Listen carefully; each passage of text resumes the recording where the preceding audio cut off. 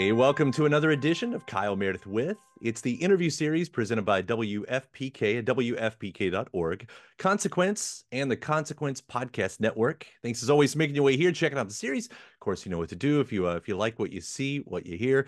Hit that subscribe button. I put out 3 new interviews every single week, new and every Monday, Wednesday, and Friday. So it's a great way to keep up with all of your favorite artists. And I'm so excited to have her on. Speaking of favorite artists, Rosanne Cash. Hello. Hi, Kyle. It's nice to speak with you. It's nice to see you. I've been follower for so long, and you put out some incredible music over the years, but I'm really extra excited because we sort of get to jump back in time today and talk about one of your biggest albums, the 30th anniversary of The Will, which just got re-released. So first off, 30 years of this one. It always seems weird, congratulations, but I feel like you have to say congratulations. You know, it's like it Well, exists. not only congratulations for this re-release, but that after 30 years, I got my master recordings back from Sony, which is why we're re-releasing it. And I didn't expect how it would feel to actually get my master recordings back and to own them after 30 years. It was really moving to me, and that's kind of what led to thinking about re-releasing it, remastering it. It's exactly the original recording, but we remastered it and it started my own record label with John Leventhal, Rumble Strip Records. And so this is our first release on Rumble Strip. Heck of a first release, by the way. It's Yeah, it's 30 years. It's hard to yeah. believe. I mean, that's the first album that we made together, the first recordings we made together, the first songs we wrote together. And it was a transformative time in our lives. And um, I don't usually like looking back and listening to my old work. And so had a little trepidation about listening to it again. I hadn't listened to it in years and years. And then I was touched. It's like that's a really accurate reflection of that time in our lives. We fell in love making this record.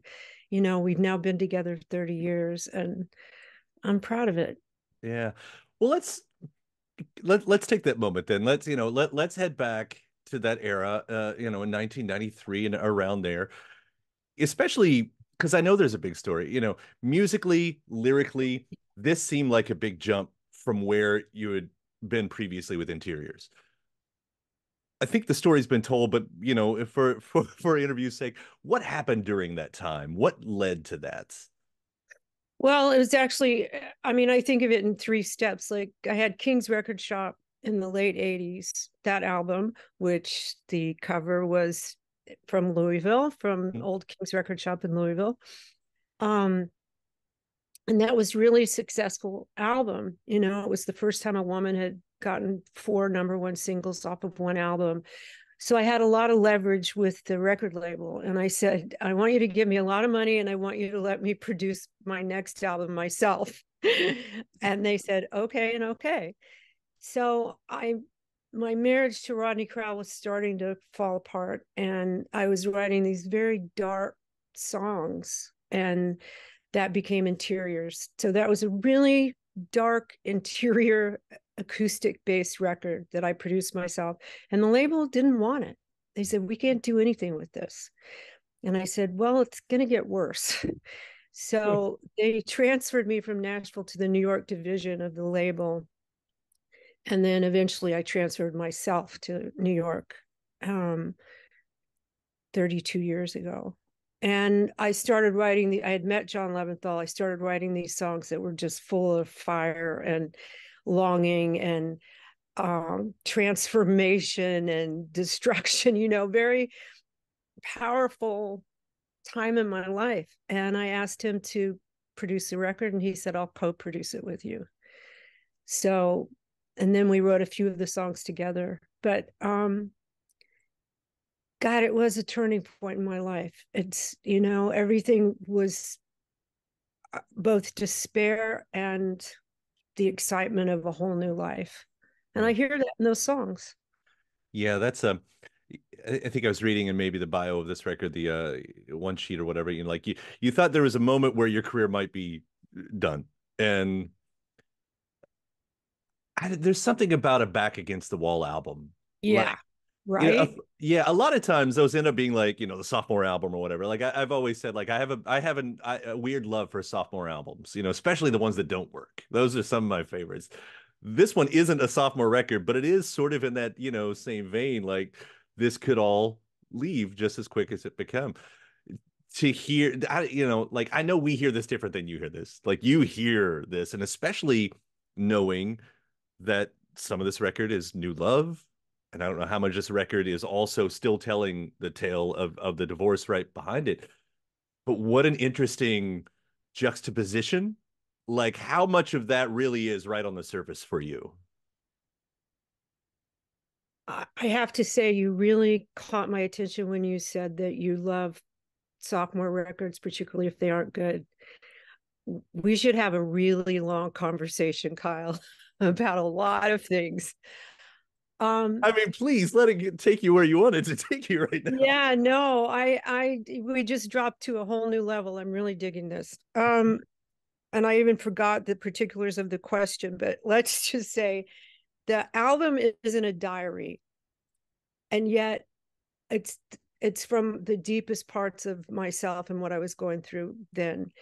And maybe I overused my nature metaphors. Maybe there's a bit of new age language in it, 1993, but it was real. And John and I, the first song we wrote together, Seventh Avenue, I was living overlooking Seventh Avenue in Greenwich Village, and just at the bottom, just like, what have I done? I've broken up a 12-year marriage. My kids are, you know my kids, God, all of it. If anyone who's been through divorce, and yet there's this new life on my horizon. How am I going to integrate all of this? Well, those kind of moments lead to some really good art and music, as we know.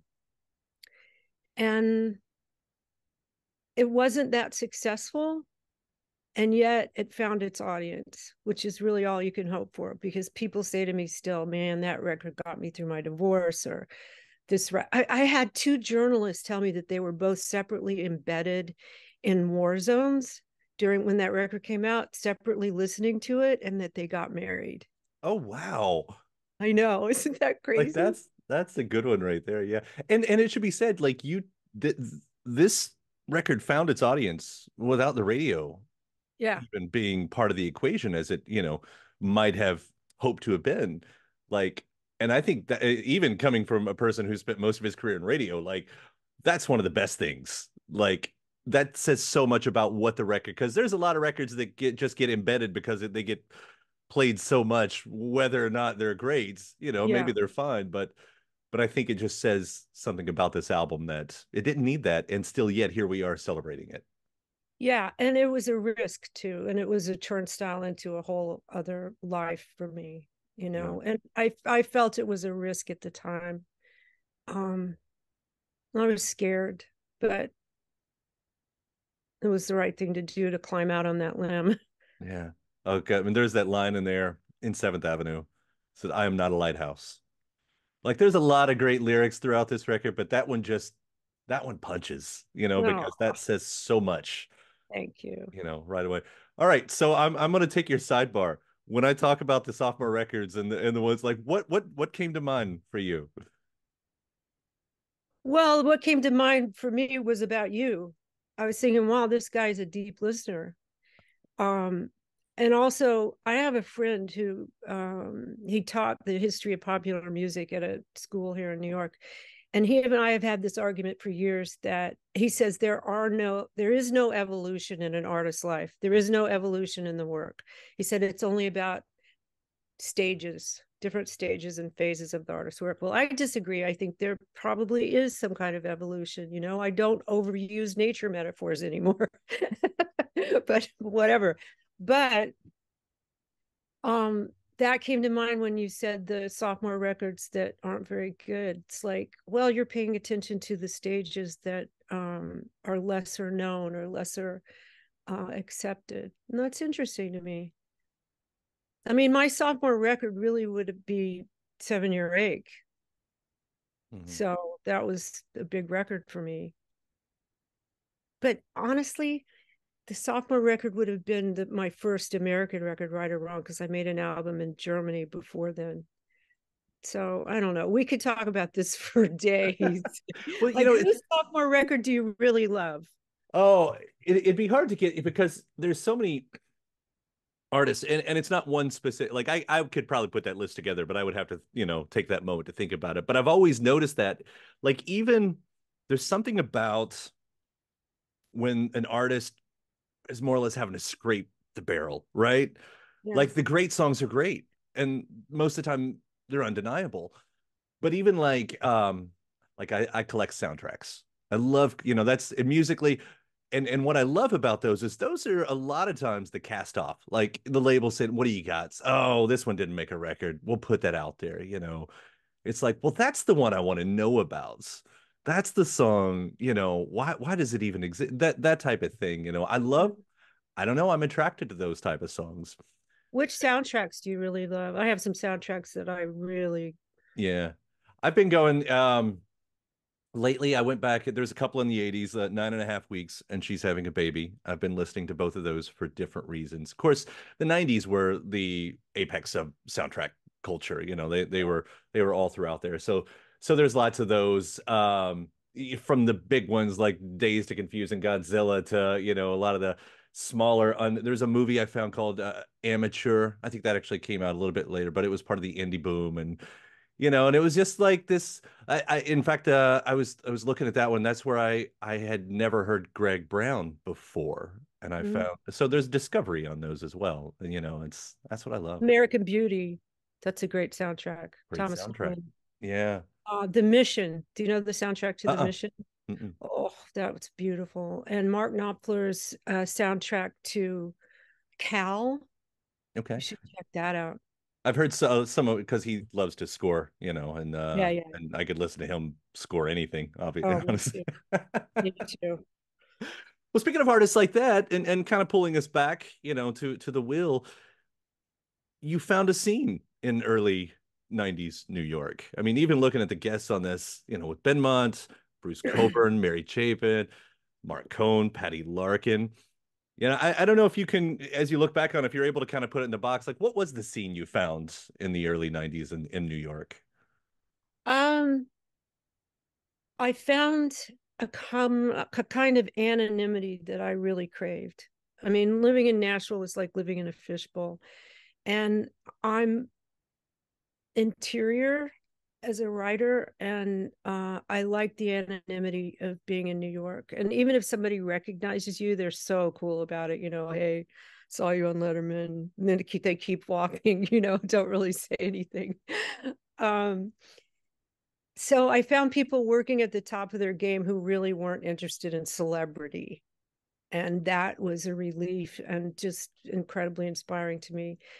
And the music community and the writers community and the visual artist community here is one that I've just gotten.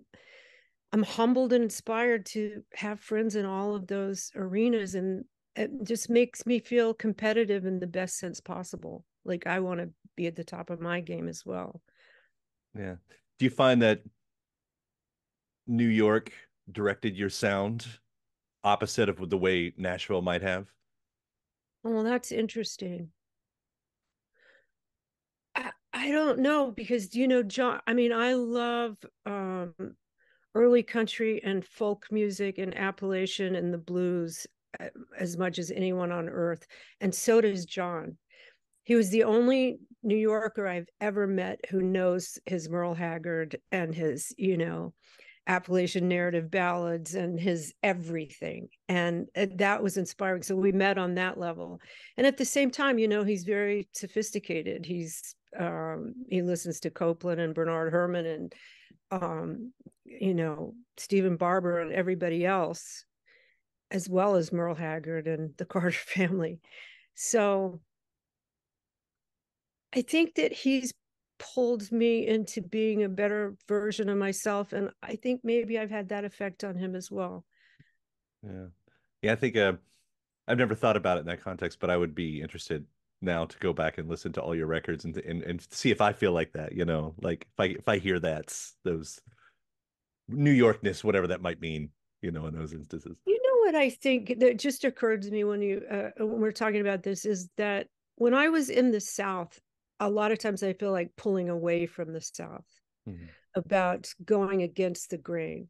And when I got to New York, it took a while, but I felt like it embraced all the Southernness that was a part of me, both ancestrally and musically.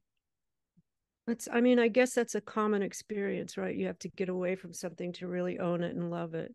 Yeah. Yeah. You never want to celebrate it when you're here. Speaking as someone living nearly in the South, however you put us geographically, but it does seem to be celebrated when I leave, Yeah, sure. I get that and everything.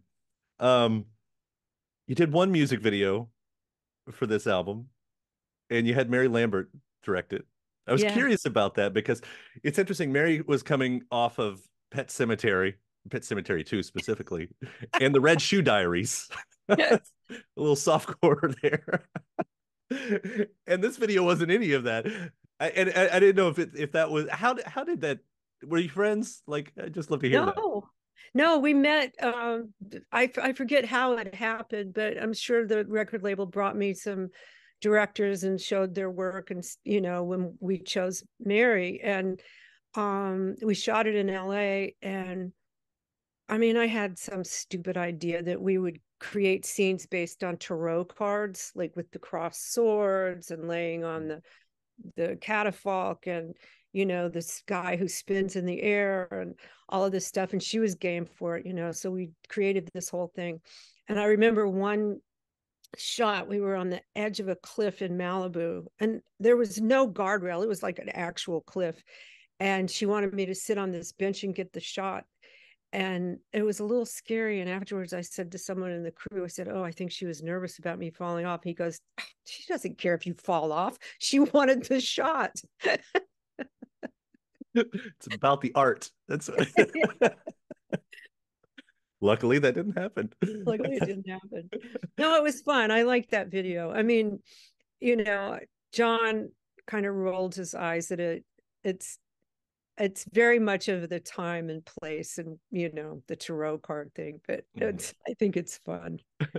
Especially, coming in the age of music videos, and that when you sort of had to have one, and everyone was getting creative, and then so much of because of when I grew up, so much of how I think about music and it is always married with the visual. It's like you don't hear the song without seeing the video.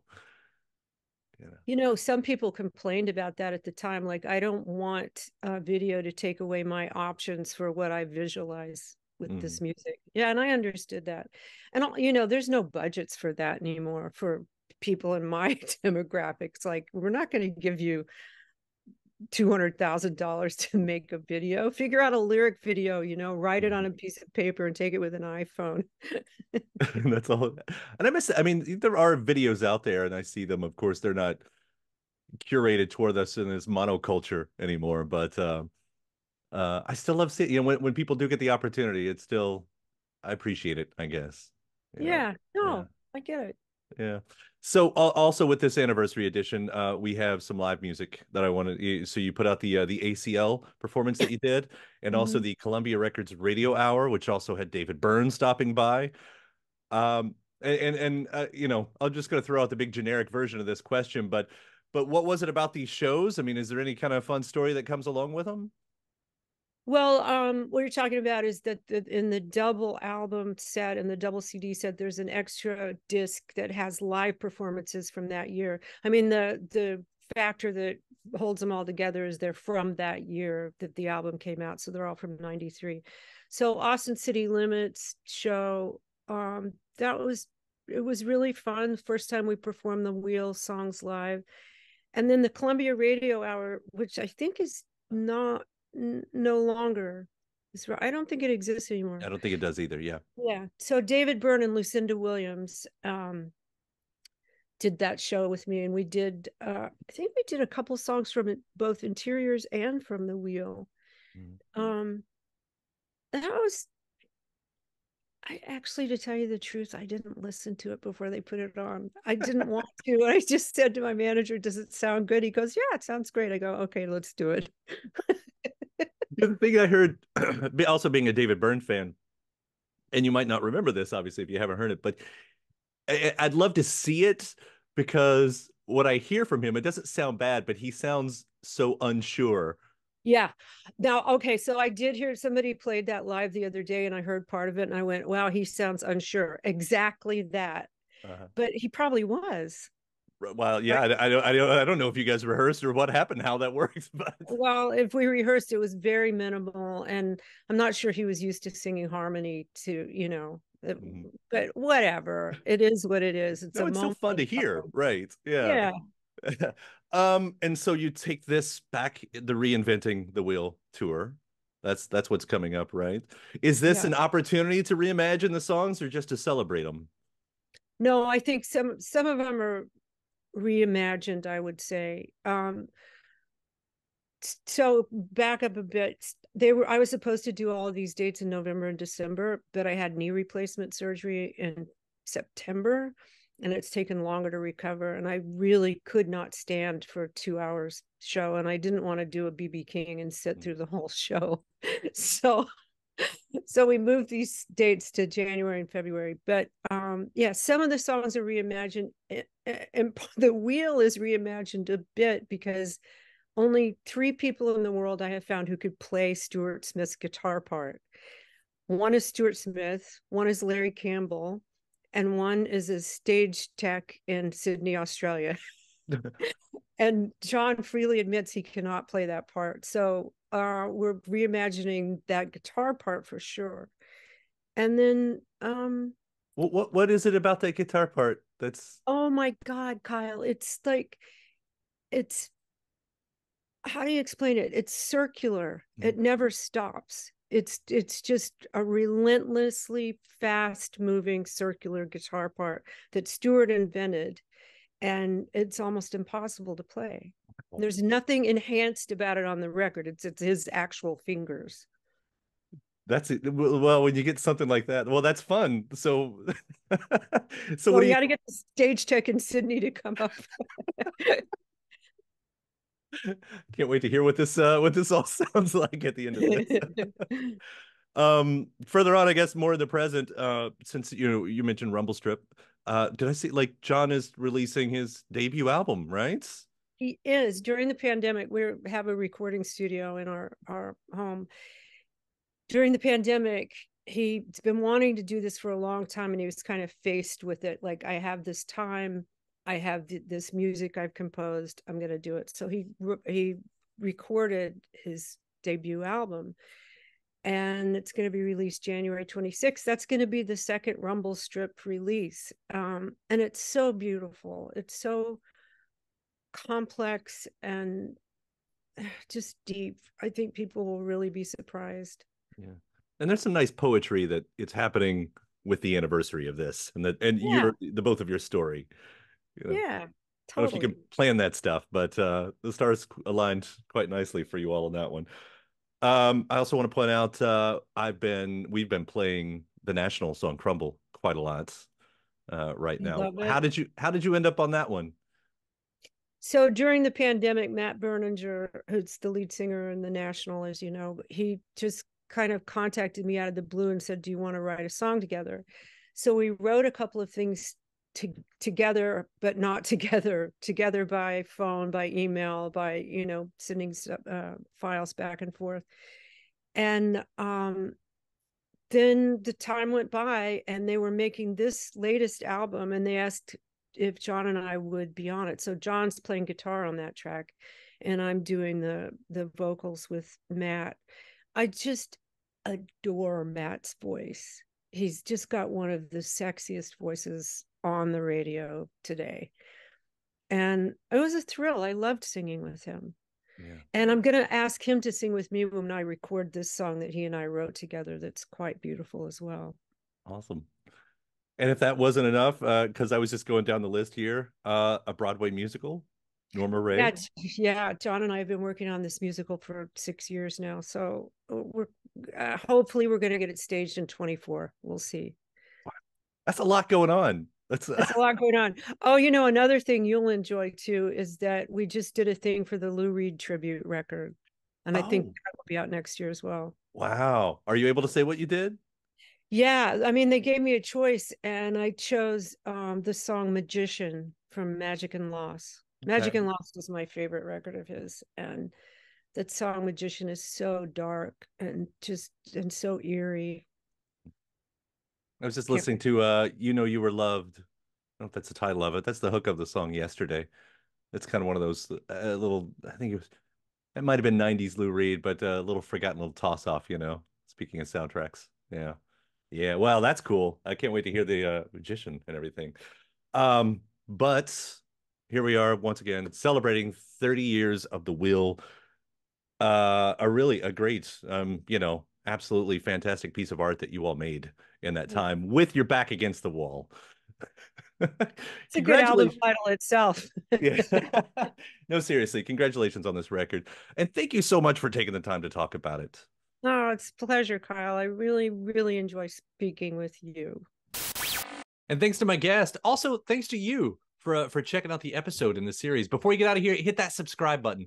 Again, you get 3 brand new interviews every single week, new one every Monday, Wednesday, and Friday at right here on YouTube, or of course anywhere in podcast land, including iTunes, Apple Podcasts, Spotify, Podchaser, NPR, or WFPK.org as well. A great way to keep up with your favorite artists and discover new ones as well. Then after that, actually head over to WFPK.org. That's where I do a show Monday through Friday, 6 p.m. Eastern.